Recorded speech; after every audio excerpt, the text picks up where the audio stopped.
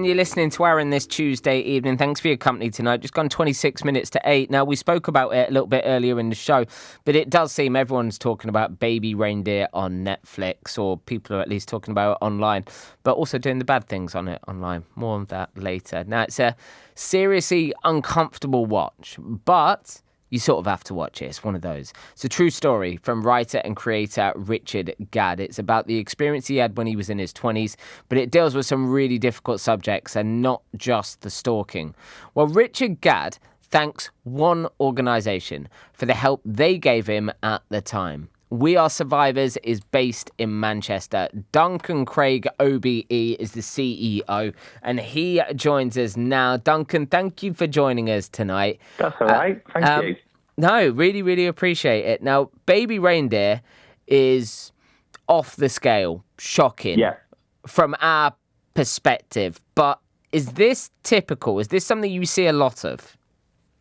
I suppose if you're asking, do we see a lot of male survivors, then the answer's yes, far more than people often imagine. So what we know from research is that approximately 1 in 6 males will be survivors. The actual stalking bit of the story of Baby Reindeer, I think there's probably more out there.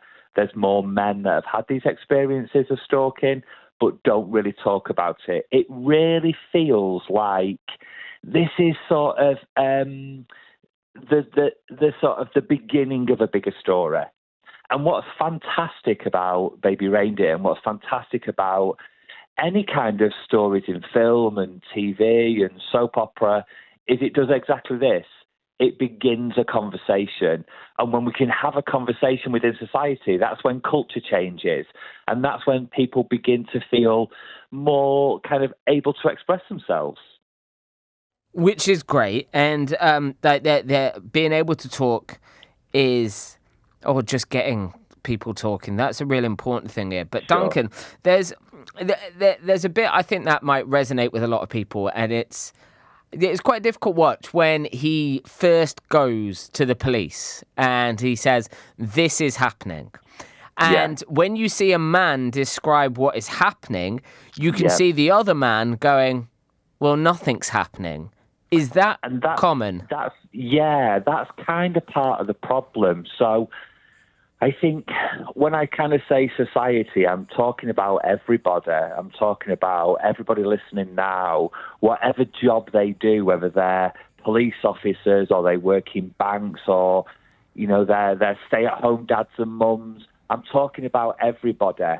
And the thing is that we don't talk about male sexual violence. We don't talk about male vulnerability as much as we should. So when somebody does step forward and when someone does say, hey, to coin a phrase, me too, I think when it's a man, it feels like it's a lot harder for us as a society to digest. And I think whilst there's some amazing work going on, and there really is, there's a national program called Operation Soteria that is looking at how do the police best deal with such cases like these. We've still got a long way to go. Duncan, you're the CEO of We Are Survivors. How would you approach this? How would you change it? I think we need more stories. I think what people do is people begin to listen to real people. I think part of the reason why Baby Reindeer has been such a hit is because what you have on screen is somebody telling his authentic story. I've been involved in a number of big stories, Coronation Street, EastEnders, Hollyoaks, and actually every time we tell a story, I think we get braver. I think we push it slightly a little bit more, and I think that society and people listening, I think they feel more able to digest what's happening. I think we've just got to do more of that, and what you're doing right now, speaking to me, is part of the solution.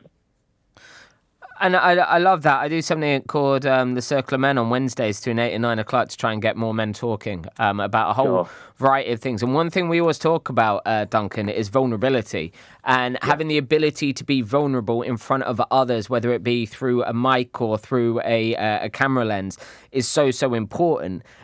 Do you feel that because of the way society is now, we get a lot of our culture, let's be honest, our enrichment through the TV screen, through streaming services, through social media? Is this what we need to see more of to encourage conversation? Men showing their vulnerability, their real vulnerability in stories like this, which allows other people to relate? Yes, definitely.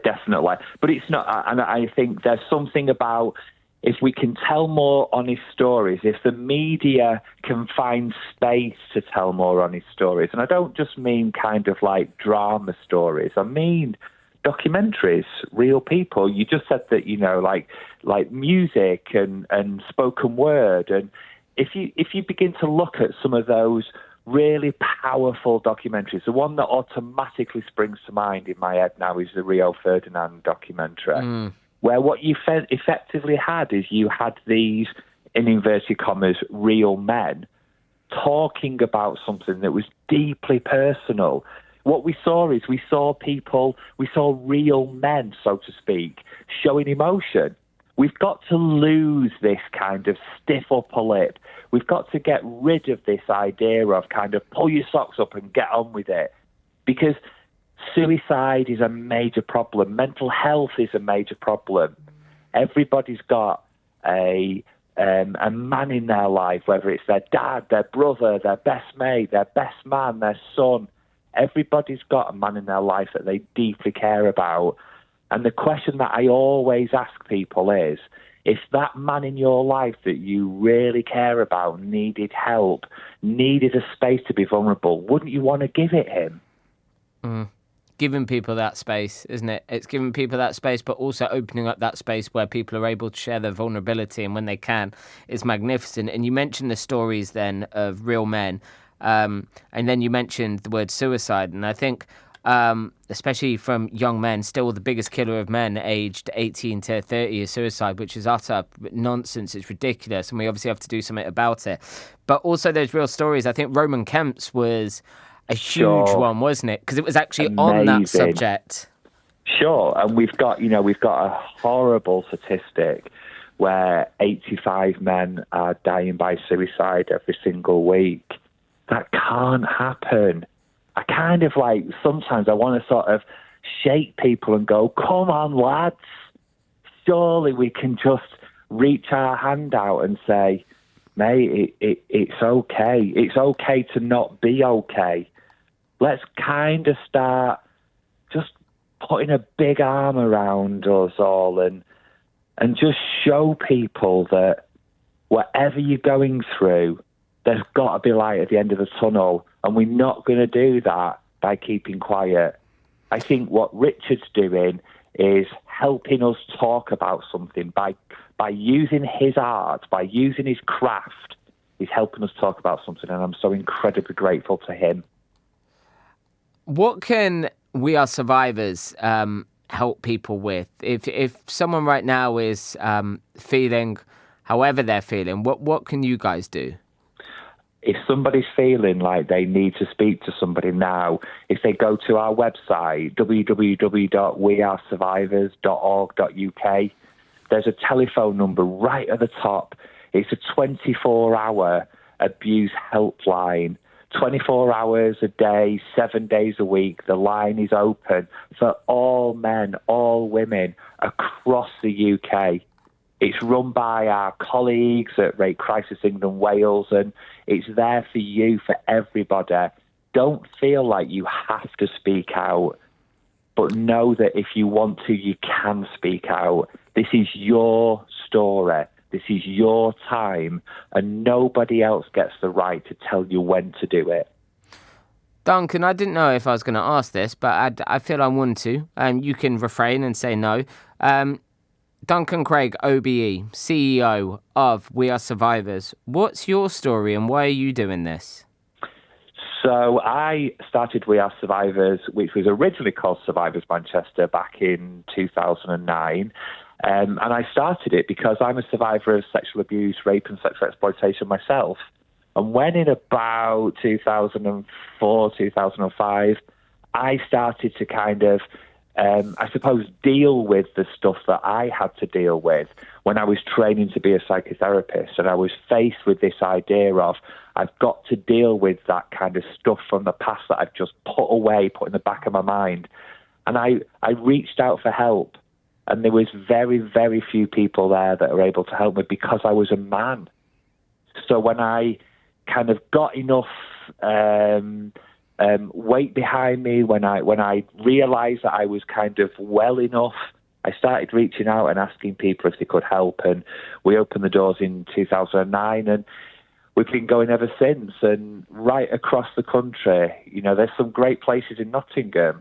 Right across the country, there are survivor organisations that are often led by survivors themselves, who are there, who have got, their arms wide open, ready to just welcome someone and say, it's okay. Duncan, thank you for sharing. Thank you. Thanks for having me on. Yeah, no, thank you. Duncan Craig, what you've done is absolutely brilliant. And I just love the fact that, one, you've just shared your story, two, you're speaking about it, and three, what you've been through is absolutely horrific, but you've utilised everything you've been through to try and help others, which is an incredible task upon itself. So thank you. Thank you. That was Duncan Craig OBE, the CEO of We Are Survivors.